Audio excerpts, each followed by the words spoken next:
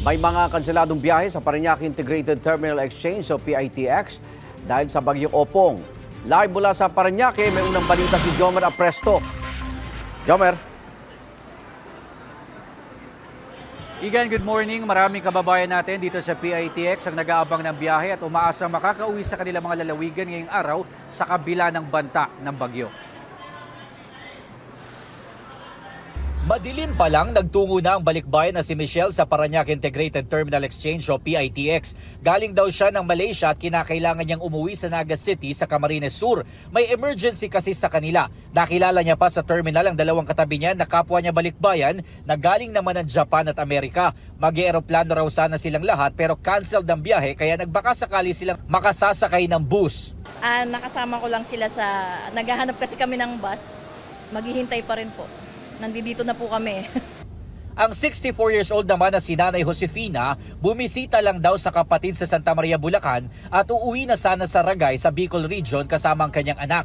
Naiwan daw sila ng last trip kagabi at magbabaka sakali sila na makauwi na ngayon. Hindi ko alam kung may biyahe o wala kasi malakas yata ang bagyo sa Bicol. Ay di maghihintay na lang magkabiyahe. Hindi pa nag-aanunsyo ang PITX kung ano-anong biyahe ang kanselado ngayong araw. Kahapon, umabot sa 28 ang canceled trip sa PITX. Pinakamarami ang sa Occidental Mindoro na may 10 kanseladong biyahe patungong San Jose. 8 biyahe naman ang naapektuhan patungong Bicol Region, kabilang ang biyaheng Masbate, Tabaco City sa Albay at Virac sa Catanduanes. Sa Visayas naman, 7 biyahe ang hindi natuloy, kabilang ang patungong Liloan, Iloilo City, Samar Leyte, Maasinlawang at Lawanggian. Habang sa Mindanao, 3 biyahe patungong Davao at Tagum ang kanselado.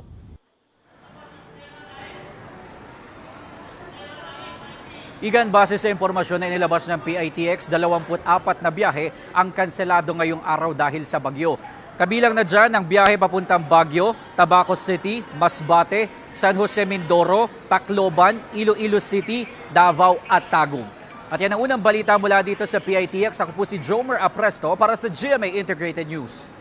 Igan, mauna ka sa mga balita, mag-subscribe na sa GMA Integrated News sa YouTube para sa iba't ibang ulat sa ating bansa.